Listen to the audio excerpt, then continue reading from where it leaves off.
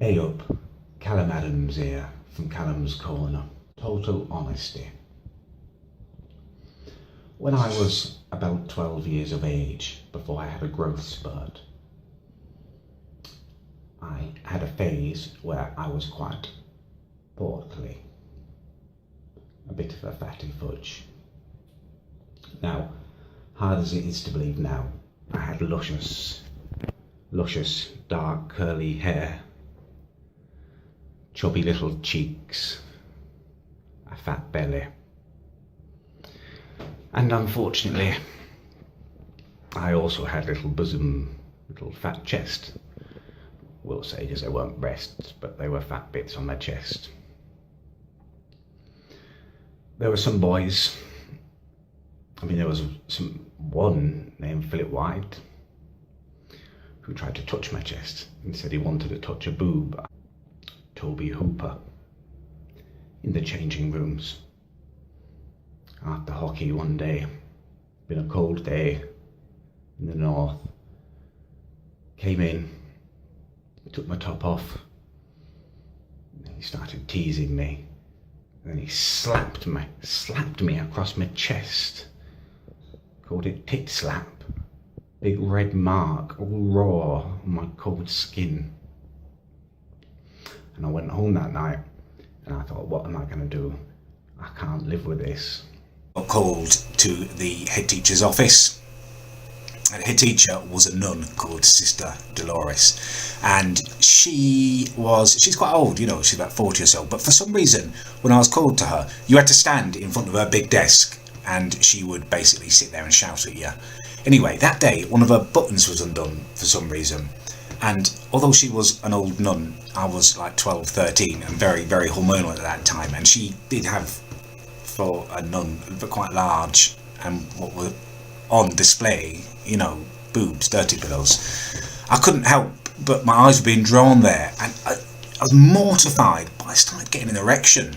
And she saw what was happening and she saw where my eyes were going and she just screamed at me. And I was made to stand outside her office with my back to the wall for the rest of that day. It was like 2 hours, almost fainted by the end of it. So yeah, it was so embarrassing. I could never look at her in the eye again, and she took me for maths as well. It was my worst subject. I felt like I needed to pass wind, and I had been all morning. I often get a bit gassy after a night on the beers. And so I thought, well, I'm just going to do it because it was quite loud in there. Loads of people were in there. There were 2 other guys in my flat and the other girls, and they were really yapping away. And I thought, well, I could just do it quietly. So I went to do it, and I farted and I shat myself a little bit. It had never happened to me before, and it were awful, to be honest with you. It was, how do I describe it? Well, I did it and I was just mortified. And no, I didn't think anyone had noticed. So I thought, oh God, what am I going to do? What am I going to do? I've got to get out of here. And I thought, well, what if they've heard me fart and they know what's happened? And I thought, well, I've got to cover it somehow. So I thought, I'll do a fake sneeze and I'll go and get some tissue. So I did the fake sneeze and I farted and pooed a little bit more, came out. And the first one must have been like a plug or something that was holding it in. It was a bit thicker, and what came out second was quite watery.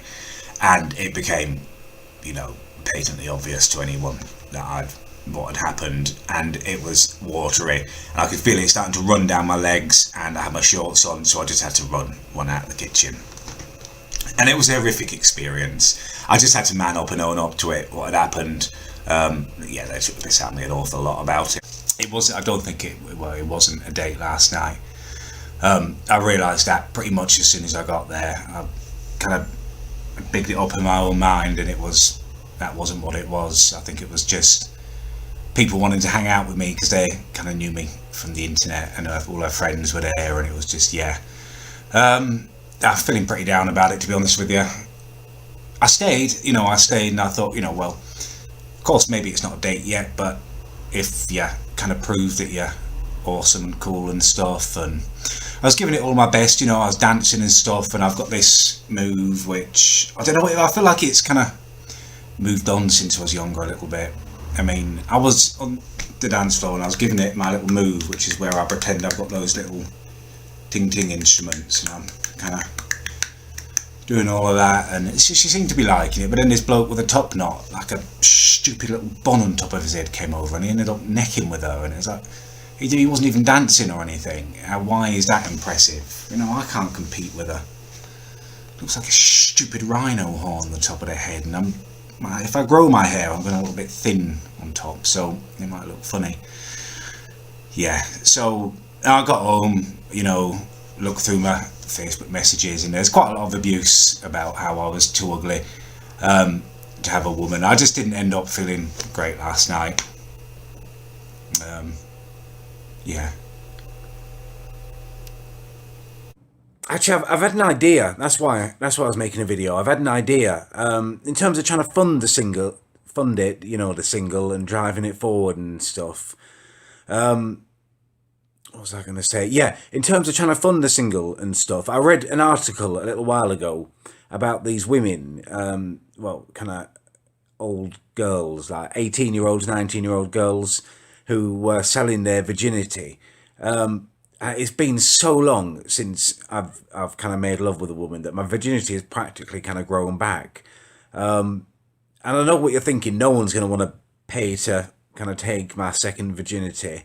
But there's all kinds of weird people in the world, and there might be some kind of cougar or something who kind of fancies a bit of Callum. So it would all be kind of legit. We'd have a kind of contract drawn out and stuff, Nothing's promised in terms of me falling in love with you, and I have to have kind of power of veto. I've got to physically be able to make love to them, if you know what I mean. So there's got to be a degree of attraction there. But yeah, kind of bids, serious bids, at least 150, 200 quid would be considered, I guess.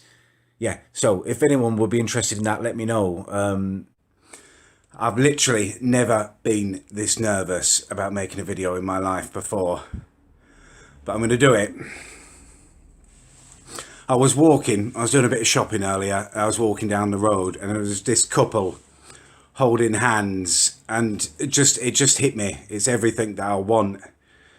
And Michelle is everything. I know you still watch my videos sometimes. You are everything that I want.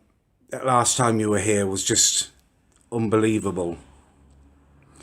I don't want you to be with Gareth anymore. I want you to be with me.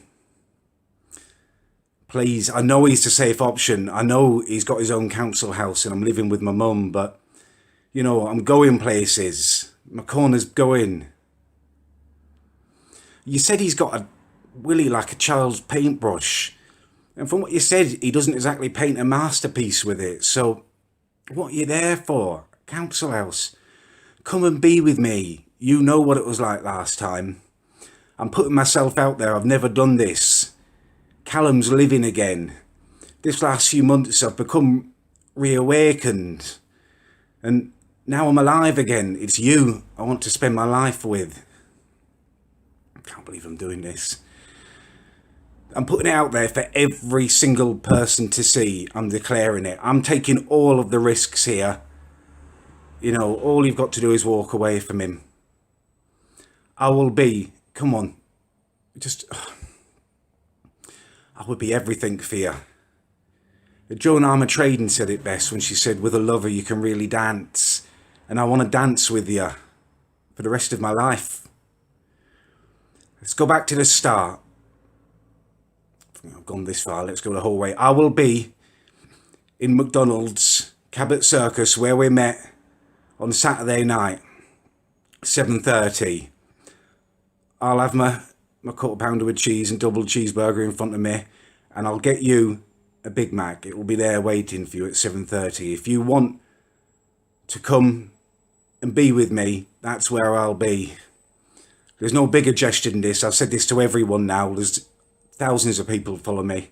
I'll be there. Please turn up and don't make me look stupid. I just want to be sitting in my bedroom and shutting the world out, but I know a lot of you are going to ask. And also I want to set an example that when you get bad news, you just got to keep going. Michelle's friend Kelly came round this morning, and she's basically told me there's no way Michelle's going tonight. I'm wasting my time. So, I just want to sit in my bedroom now and shut the world out. There's no way. I don't know. But I've just got to carry on, haven't I? I mean, Kelly was really nice. She said that she told Michelle that she should go with me to Garrison Knob and stuff, which I knew, but it was nice to hear. But apparently Michelle is just too worried about it after the way we broke up last time, which makes me feel rubbish. Apparently, yeah, Michelle was just trying to please me. It's been the worst night of my life. I went for a McDonald's. I said I was gonna, so I did. I'll try and console myself. I had a Big Mac in honour of Michelle. It was like taking some kind of sad communion. It stuck in my throat. I couldn't even eat it. I ended up just walking round and round and round on my own, lonely and alone. It all just hit home, didn't it? Everyone was right. My head does look like a sodding tic-tac. I'm not going to be with anyone. I felt like Quasimodo. Everyone was looking at me. How can I go incognito with Humpty Bloody Dumpty on my shoulders? It's just all hitting home. It's a lie. It's all a bloody lie, isn't it? I don't even care. I don't even mind puppies. I like them. Ah, that was the best part of my night as well. Got home. Opened my gate. The car door opened. Didn't think anything of it until they were behind me. It's Gareth. He shoved his fingers under my nose. He said, "Fish fingers, smell 'em." It was, I know that nectar anywhere.